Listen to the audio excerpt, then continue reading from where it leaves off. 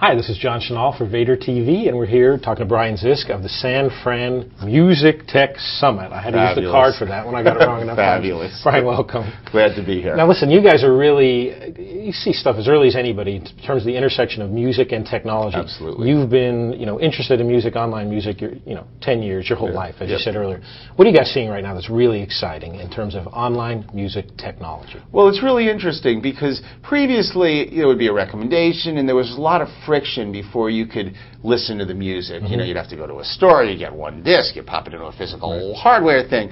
Now basically, since it's digital, you can be fed interesting music by either people who you trust or by, playlists or whatever. So basically, now that it's digital, you can listen to music and it can be mixed among various albums and various musicians and delivered to you in a way that's a more compelling experience. There are a lot of these digital search firms, like SeekPod or Songza, where basically, or, even more so, folks like Hype Machine, where you go and you get recommendations and you click play and you listen to music that fits what you like better because the computers are better able to deliver music in a way that you'll enjoy it. Now, right now, you early on, the Greenwich Internet Radio, yes. you were involved in that a long time ago.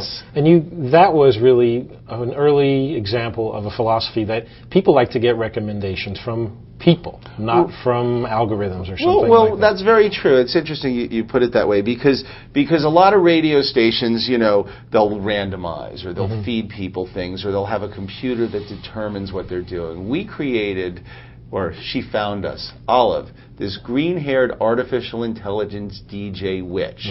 Absolutely gorgeous. And she had a personality.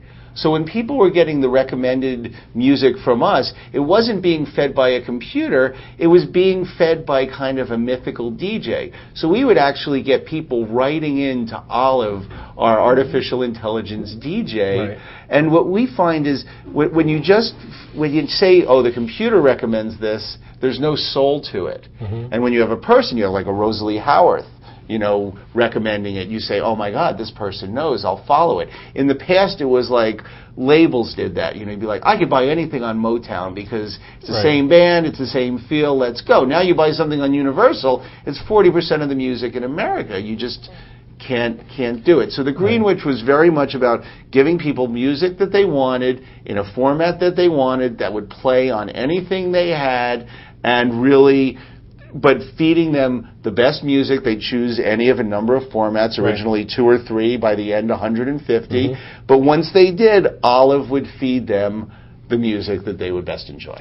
Now, who do you think are some of the people who are doing that best online right now? Because that goes a little bit against like I Like and I Meme, where it is, people find other people to recommend music. Sure. But what do you think, where is that at now, 10 years later? Well, I mean, there's a lot of different ways to do it, and we have great panels at the summit which go over this whole thing. But, I mean, an I Meme is fantastic. You can't, people recommending things who you trust, I'm not sure we're ever going to be able to beat. However, there are plenty of other companies like Pandora, we have their CTO, where you just turn it on and you tell them what you like and it's off to the races. Last FM is fabulous. So folks like that have it down really, really well. It's the one thing that's really missing is the personalized recommendation, which is why they're starting to get more into becoming like a social network, because then you can integrate personal recommendations along with the computerized ones. I mean, I think it's interesting because there's a lot of different types of radio stations because there's a lot of different types of listeners. So there's no surprise we'd see different stuff online. Last question about the conference this year.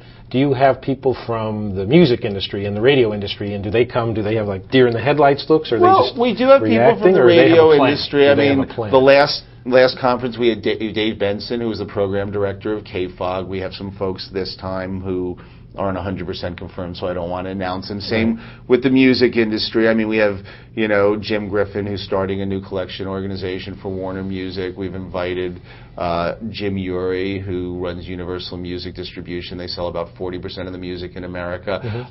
We will have a bunch of label folks, but they're the more forward-looking label folks. The ones who are really good can't be deer in headlights. The folks like Rio over at Universal, they're out there, they're on Facebook, they're on, all these places, and I mean, and you see it changing, like, EMI just hired as their digital president the VP of engineering from Google. So it's changing. They're getting it, the technology And the side. funny part, though, is the record industry folks still feel we're going to get some tech guys in and they're going to make us better. And I think these Google guys are feeling we're going to go in there and take it over from the inside. Out, yeah. So it's going to be really interesting to see how that plays out. But especially with the decline in sales of physical goods, it really has to move digital. And truthfully, the decline in physical goods is a good thing. Only in America could we have made the sale of music a petrochemical product.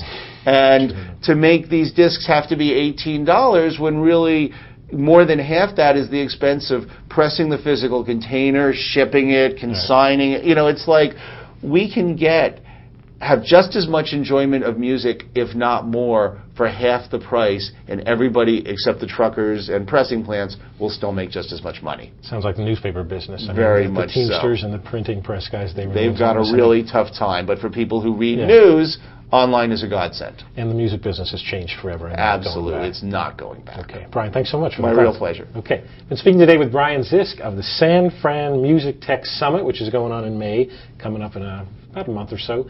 For Vator TV, this is John Chenal.